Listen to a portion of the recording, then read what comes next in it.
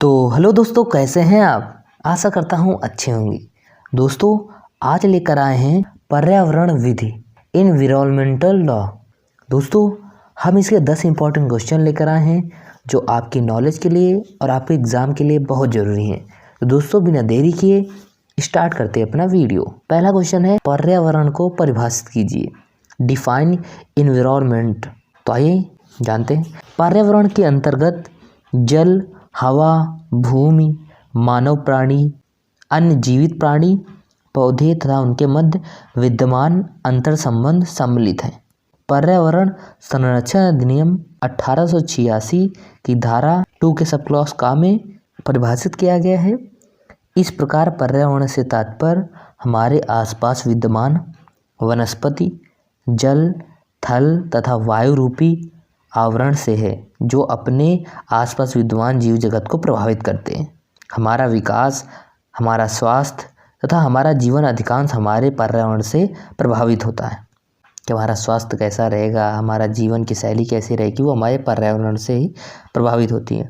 संक्षेप में, पर्यावरण हमारे आसपास विद्यमान प्रभावकारी दशाओं का समुच्चय है, जिसकी प्रवृत्ति में जीव रहते हैं। पर्यावरण में अनेक विशिष्टताएं हैं, जिसके कारण पृथ्वी पर विभिन्न दृश्यावलियाँ दृष्टिगोचर होती हैं। दोस्तों, ये हमारा पहला क्वेश्चन था, पर्यावरण को परिभाषित कीजिए। दूसरा क्वेश्चन देखते हैं। दूसरा क्वेश्चन है, पर्यावरण विधि के कार्य क्या हैं। Function of environmental law.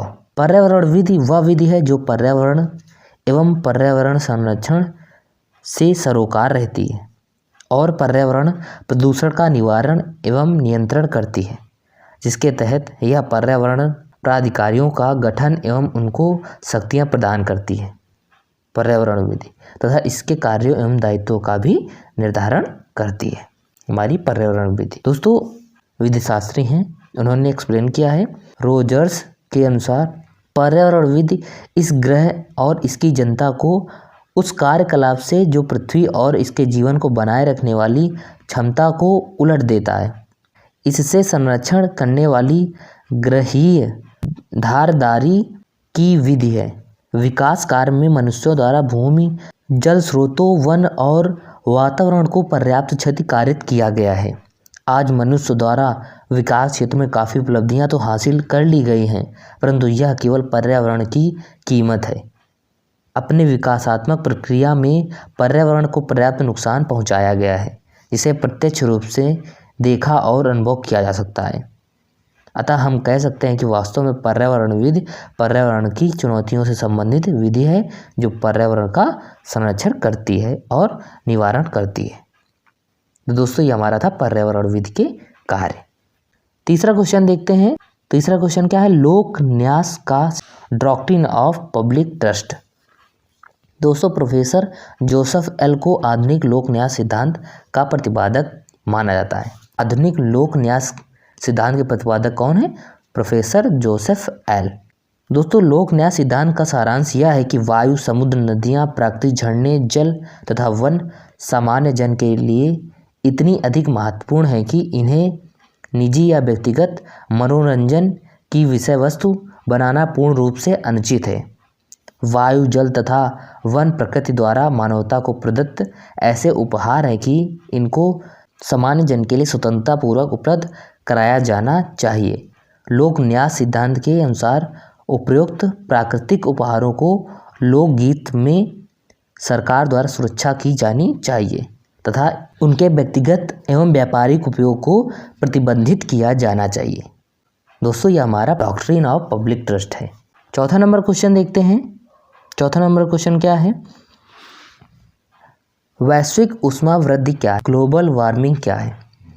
दोस्तों, वैश्विक ऊष्मा वृद्धि वैश्विक चेतावनी बन गई है। Global warming has become global warning. वैश्विक ऊष्मा वृद्धि विश्व के तापमान में होने वाली धीमी परंतु चिरकालिक वृद्धि है। पृथ्वी के तापमान में होने वाली क्रमिक वृद्धि के लिए प्रमुख रूप से कार्बन डाइऑक्साइड जैसी घातक गैसों का निर्धारित मानक से अधिक उत्सर्जन है। वैज्ञानिकों के अनुसार यदि पृथ्वी के बढ़ते तापमान के विरुद्ध उपचारात्मक उपाय नहीं किए गए तो पृथ्वी का तापमान 2 डिग्री से 9 डिग्री फ़ारेनहाइट तक बढ़ जाएगा। पृथ्वी पर कोयला, लकड़ी जैसी जीवाश्म ईंधन तथा यातायात द्वारा उत्सर्जन के कारण पृथ्वी के ऊपर एक आवरण उत्पन्न हो जाता है। उस आवरण के कारण पृथ्वी पर सूर्य की किरणों के साथ आने वाली इंफ्रालाल किरणों का परावर्तन, रिफ्लेक्शन हो जाता है। यह एक वैश्विक क्रिया है, इसे वैश्विक ऊष्मावृद्धि के नाम से जाना जाता है। दोस्तों, ये हमारे ग्लोबल वार्मिंग होती है, जो एक वैश्विक चेतावनी बन गई है। क्वेश्चन था 5वां नंबर क्वेश्चन देखते हैं। 5वां नंबर क्वेश्चन देखते हैं। वन अपराध को परिभाषित कीजिए। Define forest offence. भारत में पेड़ पौधों का महत्व अति प्राचीन काल से रहा है। पर्यावरण के संरक्षण में वनों की प्रमुख भूमिका है। वनों की सुरक्षा की जिम्मेदारी राज्य सरकार के साथ साथ लोक जन की भी है।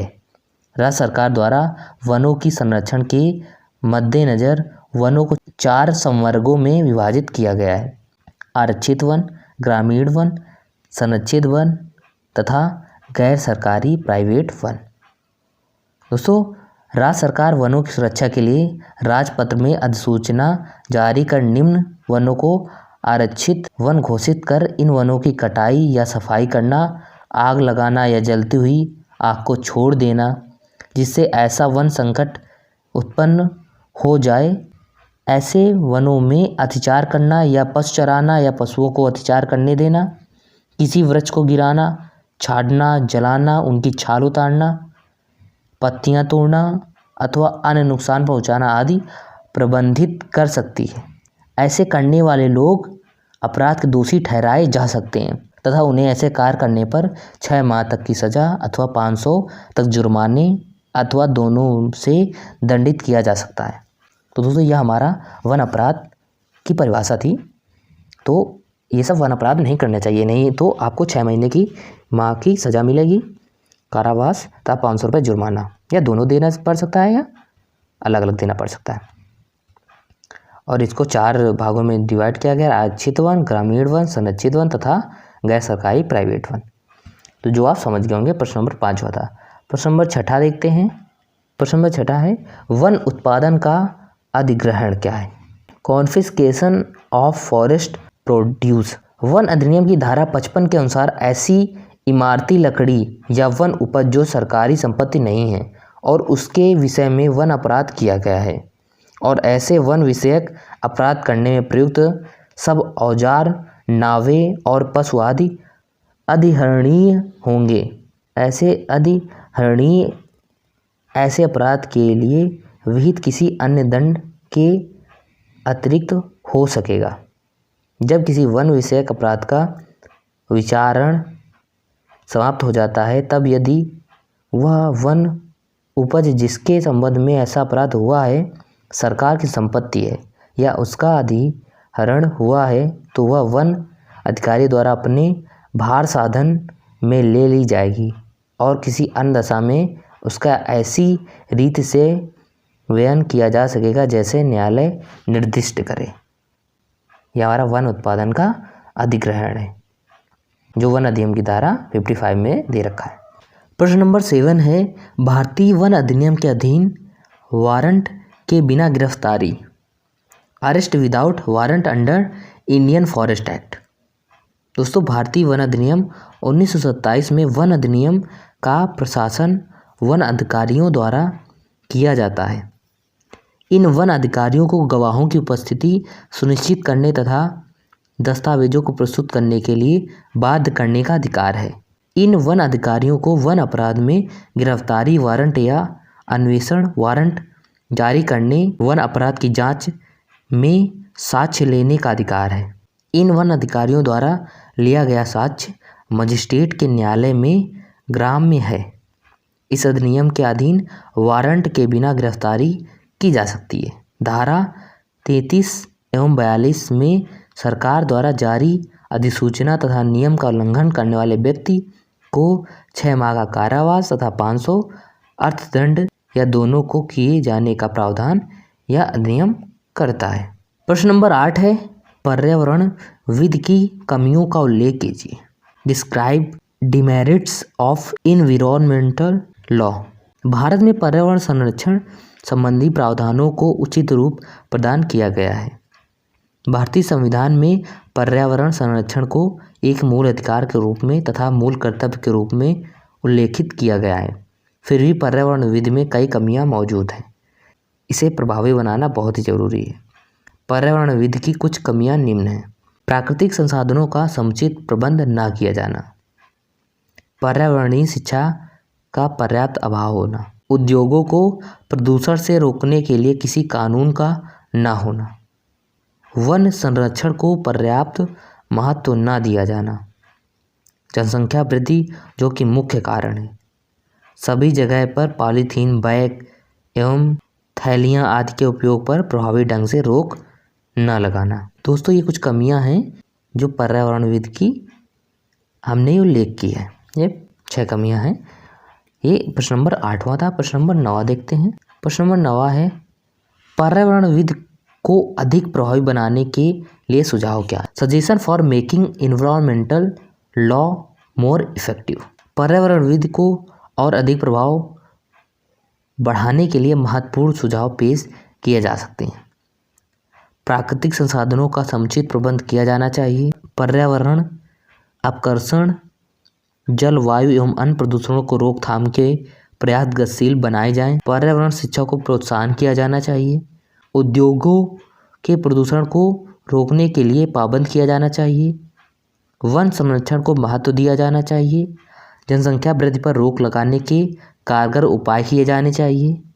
सभी जगह पर पॉलीथीन बैग थैलियाँ आदि के उपयोग पर प्रभावी ढंग से रोक लगानी चाहिए। लोक स्वास्थ्य कार्यक्रमों को बढ़ावा देना चाहिए। दोस्तों, ये कुछ हमारे पर्यावरण विधि को और अधिक प्रभावी बनाने के लिए सुझाव थे जो प्रश्न नंबर 9 में है। प्रश्न नंबर 10वां क्या कहता है? मुख्य वन जीवन वार्डन के क्या दायित्व हैं? What is the liabilities of chief wild life warden?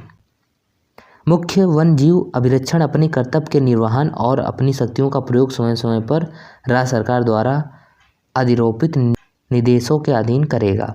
मुख्य वन्य जीव अभिरक्षण राज्य सरकार की पूर्व अनुमति के साथ लिखित आदेश द्वारा अपनी सभी शक्तियों एवं कर्तव्यों का प्रत्यायोजन विनिर्दिष्ट तरीके से कर सकेगा। जिन लोगों को शक्तियों का प्रत्यायोजन किया गया है वे इसका प्रयोग उसी तरह करेंगे जिस तरह यह शक्ति उन्हें प्रदान की गई है, ना कि प्रत्यायोजित की गई है। ये हमारे चीफ वाइल्ड लाइफ वार्डन के दायित्व हैं, लायबिलिटीज़ हैं। ये प्रश्न नंबर 10वें में था। तो दोस्तों, ये हमारे 10 इंपॉर्टेंट क्वेश्चन हैं जो आपको समझ में आए होंगे। अगर आपका कोई क्वेश्चन है तो हमें कमेंट करके ज़रूर बताइएगा और चैनल में नए हैं तो सब्सक्राइब कर लीजिए, वीडियो को लाइक करिए। मिलते हैं नेक्स्ट वीडियो में। जय हिंद, जय भारत।